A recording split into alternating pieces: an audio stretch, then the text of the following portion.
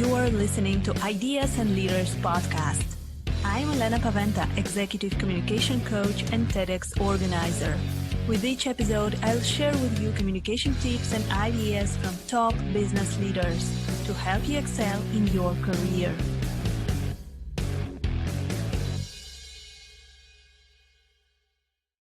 Welcome to the next episode of Ideas and Leaders podcast. Today, my guest is Michelle Harris. She's the founder of Bosstrack, where she provides women who are new to leadership roles. She helps them with the development, support, and mentorship that she found lacking for new leaders. And Michelle has over 25 years of leadership experience herself. Hi, Michelle. It's great to have you on Ideas and Leaders. Hi, Elena. Thank you so much for having me. I'm excited to talk to you today. So, Michelle, can you tell us a little bit about your story? Why did you decide to start Bosstrack, and what led you to this moment? Yeah, thank you. Well, like you said, I have over 25 years of leadership experience.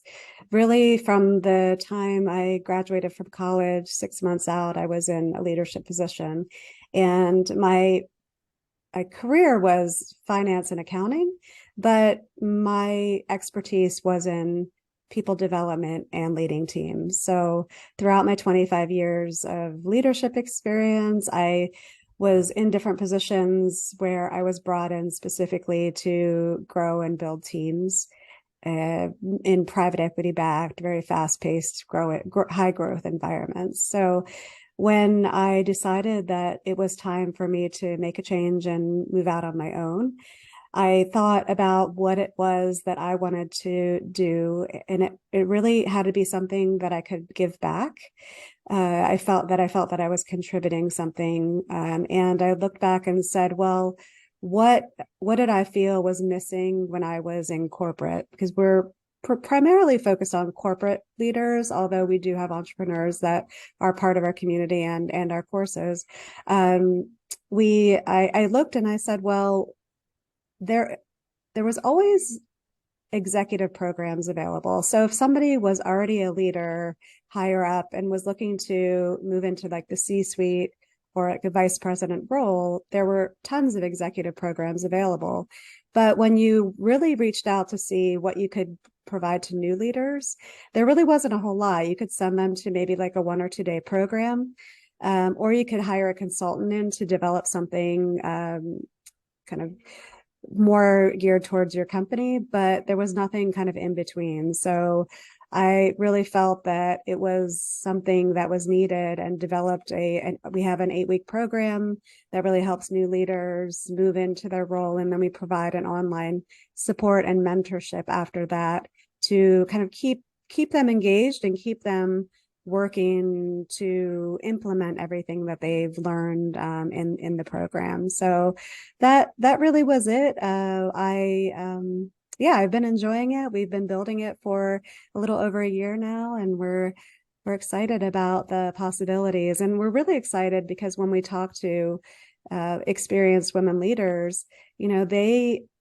all the feedback is always, this is just so needed, because it's when I was moved into a leadership role, you're just expected to figure it out. You were good at the job that you did, and they moved you into a leadership role, and they tell you to learn by school of hard knocks, and then you spend 10 years trying to figure out what you could have learned in a year to be a highly effective leader and have high impact and really like lead your teams the way they need to be led. Yeah, so definitely we need more of what you're doing. So thank you very much for doing this. And based on your experience of working with women leaders, what are the biggest challenges that they face at work? Well, I think there's so many, but I can tell you the biggest one that I hear and I talk to women about. In fact, I just had a conversation with somebody last week about this, was the bias of communication and how a woman is perceived when she wants to be or when she is being assertive or confident in what she is talking about. So I've spoken to different women's groups, and it's exciting to see a lot of companies have women's groups that get together monthly or quarterly and talk about their challenges. I've been fortunate enough to be invited in, and that's kind of like a big thing, is like how can they come into a meeting and talk about what they know, and if they disagree with something, talk to that without being perceived as being aggressive or being overconfident. So like for women, it's just like there's like a fine line in where if they come in and are too powerful, then they're just perceived as aggressive or a bitch. I'm sorry, I don't know if it's okay to say that on your podcast, but so it's like that balance that they're trying to figure out, and it's unfortunate because I think it's just it's a misperception, and it's not only men that are perceiving them in the way they don't want to be perceived, but it's also women can tend to look at it that way as well. And yeah, I mean that's a big one. I think also trying to find opportunities for visibility, because we have a tendency as women to be heads down in the work and get the job done. And if we prove that we do the work well, that's what we go to work for. We get the job done. And especially like in tech companies where everything is very fast paced and you have new leadership coming in all the time, you raise funding, you bring in new leaders to get you to that next phase of growth. How do you make sure that those new leaders know who you are? Because if you're just heads down and just trying to get the work done, I mean, unfortunately, the right people at those higher levels might not be talking about you in the way that you want them to be talking about you. So really kind of that challenge of how do you create that visibility in an organization as well. And those are, I think, are the two biggest things that I personally have talked to women about. Although, as I said, like if you read the Women in the Workplace report that McKinsey puts out every year, I mean, there's more than a handful that women are challenged with. Yeah, I think that both of those issues are so important. So actually, I wanted to ask you about both of them. So first about the first one, how women are perceived. Even today, I had a conversation with one of my clients, and we discussed the story how another woman said to her in a conversation that she was too salesy, and she was like, I don't think that she would ever say this to a man. And it is I think that what you said is very important, but where is this fine line? Where is this how can we actually, do we have to try to behave like men and be overly confident, or do we need to kind of adapt to the women's standard? So what is your opinion on this? Well, my opinion is that no, you don't adapt to what they're expecting from women, but because I mean, the awareness is important, and every situation is different. It depends on, I mean, all humans are different, and the way that all their background and experience brings them to the table in so many different ways. So there's not like one prescription for it, but for sure, you need to come to the table with confidence. And women do tend to come in and think that if they're being assertive and speaking their mind, that they might be overdoing it. But for the most part, when you come into a room and you're coming in with confidence and you're speaking your mind, you probably could even level up a little bit. The challenge is like when you start getting that feedback of somebody in the room perceived your confidence in a way you didn't intend. That gets into the area of really understanding others and being able to read other people. And what I tell people in those situations always is, talk to somebody else that was in the room, like have somebody that you can this is goes into like mentorship and all of that. But if there was somebody in the room of that meeting that you respect their opinion, go to them afterwards and say, hey, I kind of felt like when I said this, I was getting feedback that maybe I overdid it, or, what do you think? Like, how do you think it sounded? What do you think? How do you think I could have said something differently? Because maybe it was just like a choice of words, and it might be a learning experience as well. And it might not necessarily be that you came in feeling confident and you asserted yourself. It might just be a small thing that you could come away with learning. So it's really kind of that balance and trying to figure out your specific workplace and the people you're working with and how they're reacting to you, and not giving yourself up, but trying to figure out how to kind of navigate and work with them as well. Does that make sense? Yes, absolutely. It is always a good idea to ask someone else how do they perceive, and always asking for feedback. I think it is crucial in every situation that to get a second opinion on what we can do better and how they perceived us. It is always a great opinion. And also you mentioned mentorship. Do you think that it is important for women in leadership and in business to have mentors? Yes. I mean, Bosstrack is built. I mean, that's the foundation of our company is mentorship. We have an online community where we have experienced women leaders that are out and want to provide that mentorship. But also with the community, I'm working actually, by the time this comes out, I'll have a mini course available for how to create your personal board, because I believe everybody should have what I call, I mean, not I call, other people call personal board.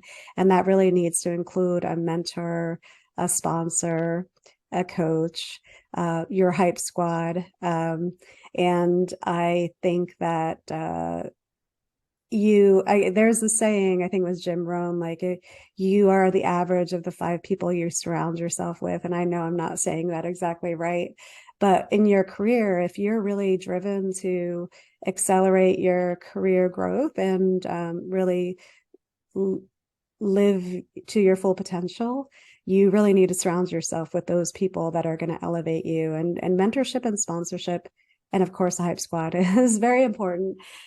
Sponsorship is different than mentorship in that, you need, and this isn't always your choice, but you want to have somebody in your organization that is going to be talking about you in rooms that you're not in. So if you are looking for a promotion, it's not always your direct boss that has a say in you getting that promotion. Often your boss will say, okay, it's time. I really want to promote this person. But if there are other people in the organization that we're not sure, we don't know this person well enough, we don't think they're capable. If you don't have that person speaking on your behalf outside of your boss, you might be like, you might not get that promotion. So you really want somebody that's going to elevate you in that way, and recommend you for projects that might also boost your career. And then the mentor is somebody that you can go to with questions, as like the example of, I went into this meeting and I felt very confident in what I was saying, and somebody said something I disagreed with. This is what I said back. this was their reaction. Like, what do you think? Like, what could I have done differently? And that mentor will be able to use their own experience to provide you the feedback and help you grow for the next time and give you new tools or, ways to think about things for the next time. Yes, I heard about the research last year, I think, that that shows that women are supporting each other less in the workplace. So I think this topic is very important for everyone, of course, but for women, it is so much more important to have this support of your mentor, sponsor, to have this personal board. And also, I wanted to ask you about this visibility aspect. You mentioned that it is very important to be visible in the workplace. So not everyone wants to be visible. And I know, as I am a communication coach and also leadership coach, and I'm working with people on those skills, and some people, they say, just, I'm not interested in being more visible. I don't want to be more visible. So what can we do to, not to go over the top and to, change our personality, but at the same time to work on this visibility, executive presence, and so on?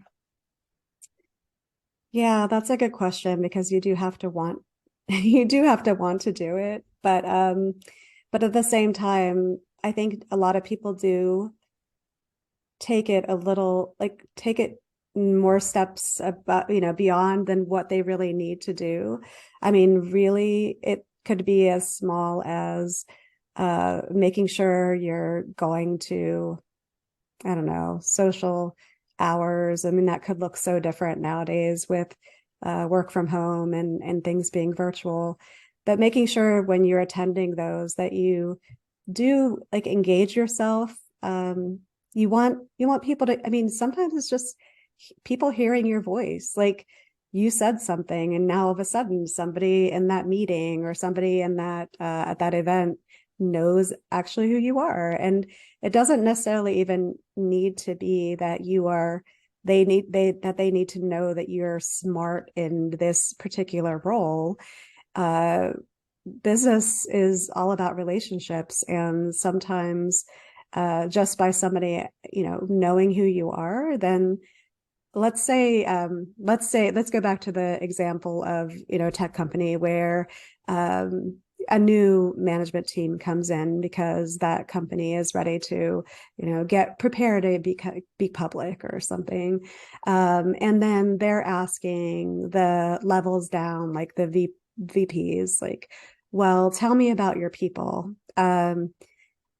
Honestly, all they need, yes, so there are times when those people are going to be like, well, this person is great at this. But then your name is being brought up, even if they don't know exactly what you're doing. I mean, it sounds petty and it sounds, I don't want to say political, but I mean, it's what happens. So you really, I would say, at the bare minimum, at least want people to know you exist in an organization. And I'm not saying, of course, your boss knows you exist, your team knows you exist, but you really, I mean, that first step would be kind of expanding out and just getting other people to know that who you are. I mean, it's like a baby steps. But I think beyond that is where you start getting into, and that could even lead into conversations outside of normal business where you're talking about, I don't know, talking about something that's not relevant to a meeting, but you start engaging with that person and then they start getting to know what you know. And it can be very casual that way and not forced. It takes longer, of course, a longer time. But you still have to try to initiate that and make that happen by being in the right place, or putting yourself in a place where that can happen. Yeah, so it's we can start just with simple things as getting engaged in a conversation, social hours, just getting to know people and getting people to know us. And what do you think about the online visibility? Do you think that it is also important to work on our online presence? Yeah, so people don't necessarily like this when I say it, but with online and working online, I know there's a lot of pushback, and I don't want to have my Zoom, like I don't want to have video on. I'm on there, I'm going to listen, I'm going to attend, and then I'm going to be off. But I would say that, I mean, there are meetings when you can't do this because you're pulled into a meeting. But you want to make sure you're contributing in some way. So you want to make sure, one, that you're preparing for you know what the meeting's about, you're preparing for it. You want to have something that you can contribute, so your voice is heard in that online meeting that you're in. But you really want to have video on, because that's an easy way to have people. I mean, again, it's about relationships, and people want to work with people that they like. And it's hard for you to develop a relationship with somebody when you're seeing their name and they're not contributing and you don't see their face. I mean, it's just human nature. So really, if you don't want to have your video on all the time, be very strategic when you put your video on. That if you're brought into meetings, online meetings, where you are going to be with people that you don't know and you want them to know who you are, take the time and put on the video. If it's just a regular team meeting where you're working with your team, maybe be a little more, put it on sometimes, but not all the time. So kind of think about that. But yeah, you definitely want to make sure that you are, I mean, you obviously want to say something that contributes to the discussion. You don't want to just like say something to say something, then that's where that preparation comes in. Yeah, it is so important now because we have so many online meetings, and sometimes I find myself in a meeting where I have 30 people, 30 names on the list, but I only see 5 of them. And of course, I build better relationships, let's say, with those 5 people, because Yes. I see that they're contributing. I see that they're commenting. I see what they're doing, and I feel that we are in this together. Mm-hmm. And those people who are without the video, I don't see them. So yeah, it is actually a very big element of building your visibility currently at the workplace. Right. Great. So I think that those are very important tips. And also, Michelle, I wanted to ask you about your authentic leader model. Can you tell us a little bit more about it? Maybe just, the main elements. Sure. Yeah. Thank you. So the authentic leader model is the core of what our programs were built on. So like I said, we have an 8-week accelerator program that covers everything we believe a new leader needs to know to move into a leadership role with high impact and purpose, and to be authentic to themselves. So we also have the same courses are given without having to sign up for that accelerator program. So we have a package as well, but they're all based on this authentic leader model that we developed, which is connected communication, clear confidence, transparent trust, elevated empathy, and work-life wellness. And then we also talk about operational ownership and financial finesse, which I think are 2 things that new leaders, even more seasoned leaders, are not really given a lot of mentorship or training around. So we incorporate that as well. So, those were the key areas that we felt were important. And, I think empathy as well is kind of a core to all of that. And I like to say that, it's not, when you become a leader, it's not about you anymore. It's about your team and how you show up for your team, and really understanding yourself and how you are going to show up for your team and your team, and where they're coming from, to know how to engage with them and help them support them in their role. is important. So yeah, those are the key, I guess we call pillars of the model. Yeah, all those pillars are so important.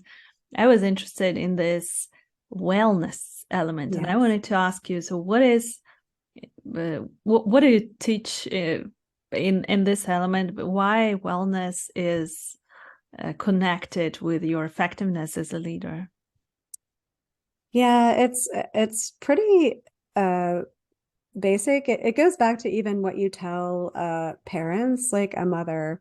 You can't take care of your children if you're not taking care of yourself first. And it's the same with your team. If you can't show up for your team if you're not taking care of yourself first. And that is something that I think is challenging for women in all aspects of our life. Like we want to give to everyone else, and then we put ourselves last. And that it ends up making you an ineffective leader because you need to have the energy, you need to have the focus, you need to be able to come to work with your whole self so you can give yourself in the right times to your team. And if you don't take care of yourself first, then that it just won't happen. So the way that we incorporate that is we have online, when we have any kind of webinar, we had an in-person event here in Miami, we always make sure that there is a wellness component. So for example, the in-person event that we had two, it was a roundtable discussion. We had four leaders that people rotated around, and two of them were leadership related, but two of them focused on wellness related topics. So we really try to promote that, and of course, in the content that we put out, and also eventually in our community, that'll be something that we build into the community is that wellness portal for what we want to pass on and what we think is important for leaders. Yeah, it is indeed so important to feel good in order to be able to work with people. And it is a great analogy with parenting that you mentioned, because leaders are somehow are like parents, because people are looking at us and they are modeling our behavior, and if they see that we are not so motivated, we are not taking care of ourselves, then maybe they will do the same. So absolutely, it is so important. So Michelle, to sum up our conversation, what would you recommend to especially to the female leaders who are listening to us? What areas should they focus on in order to be more effective? Yeah, I would say two things. One is continuous learning. You want to make sure that you are going out there and reading and learning. I mean, if it's YouTube channel that you found, continuously keeping that top of mind, because it's not necessarily even that you'll learn something new, but it's bringing those things to the top of your mind. So if you really want to accelerate your leadership growth, you want to be continuously learning. And I would say the other thing is, going back to the mentorship that we talked about, having that, at least, if you're not going to have the person aboard, at least find a mentor that you respect and that you could talk with, even get together with on a monthly basis, and talk to them about what you're going through, and learn from them. I think those are two really critical things if you don't do anything else to get started out as a new leader. Perfect. Thank you so much for all of your tips. And for our listeners who want to ask you more questions, to find out something more about your program, where can they find you? Yeah, well, we're everywhere. We are primarily on LinkedIn and and Instagram. We're on Instagram at the Bosstrack, and that is more of like a fun place where we provide informational videos. But then I'm on LinkedIn at Meet Michelle Harris. You can reach out to me there. Or we have an online community that we're working to develop, and that is at thebosstrack.com. And we'd love to have you join. We have a lot of women mentors ready to engage with people that need the support and help. Perfect. Thank you so much, Michelle. Thank you for being on Ideas and Leaders, and for sharing all of the interesting information and inspiring women leaders. Thank you so much for having me, Elena. It was nice talking with you. Thank you for listening to Ideas and Leaders podcast. Did you enjoy this episode? Let me know that you listened by tagging me in your LinkedIn profile and using a hashtag Ideas and Leaders. See you in the next episode.